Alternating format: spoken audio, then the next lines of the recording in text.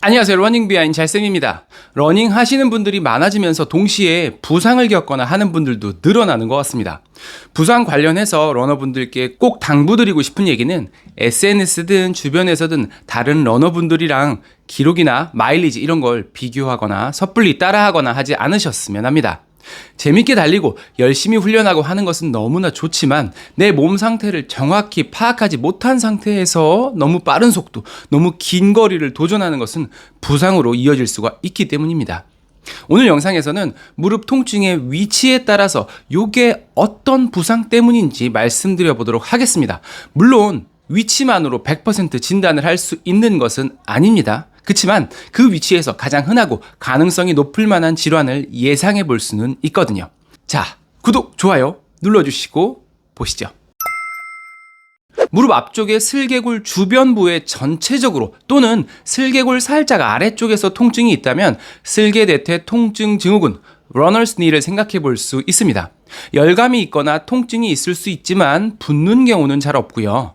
스쿼트 동작을 해보면 통증이 유발되거나 힘이 조금 안 들어가는 느낌이 들게 됩니다. 무릎을 굽혔다 폈다 하는 운동들, 러닝, 자전거 이런 걸 무리해서 하는 경우에, 그리고 허벅지 근육에 불균형이 있을 때 잘 생길 수가 있거든요. 훈련량이 갑자기 많아지지 않게 주의하시면서 대퇴사두근의 보강 운동을 챙겨주시면 도움이 되겠습니다.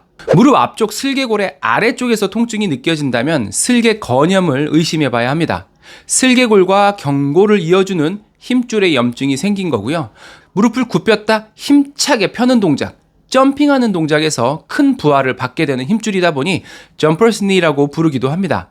무릎을 쫙 편 상태에서 슬개골 위를 고정시키고 슬개건을 꾹 눌렀을 때 통증이 유발되는지를 보고 슬개건염이 있는지 테스트를 해볼 수 있습니다. 슬개골 위쪽으로 이어지는 부위에서 통증이 느껴진다면 대퇴사두건염을 생각해 볼 수 있습니다. 대퇴사두근에서 무릎으로 연결되는 힘줄의 염증이다 보니 슬개건염과 원인 치료가 비슷합니다. 허벅지 근육을 과도하게 많이 쓰는 경우, 훈련량이 갑자기 증가하는 경우에서 잘 생길 수 있고요. 통증이 있다면 기본적으로는 쉬어주고요. 통증이 줄어들면서 보강 운동을 진행해 주는데요.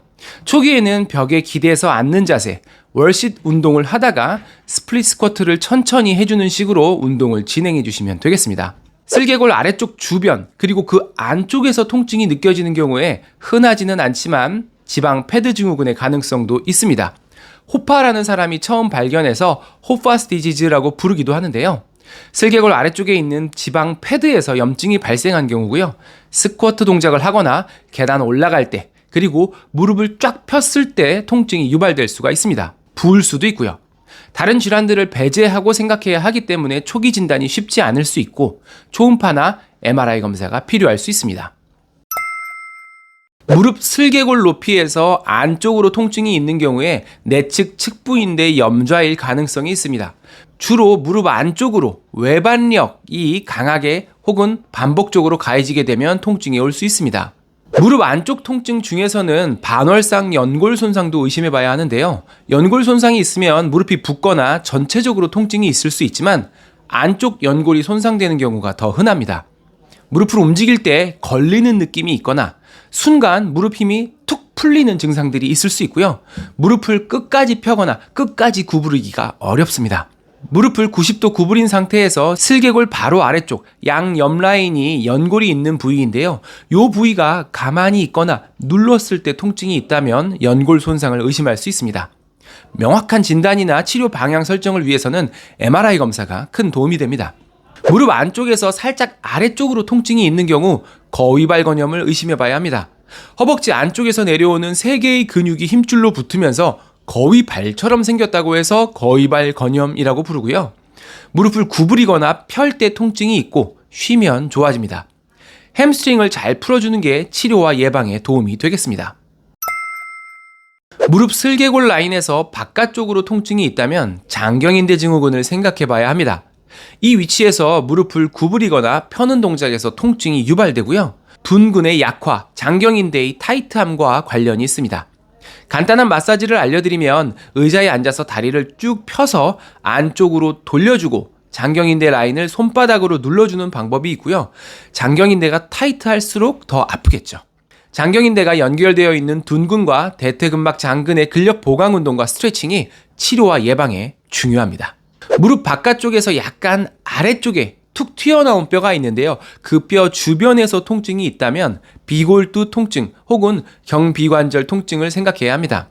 무리한 러닝뿐만 아니라 다리 꼬는 자세처럼 평소 잘못된 습관으로 인해서 통증이 발생하는 경우가 많기 때문에 평소 자세 관리도 함께 신경 써야 하겠습니다.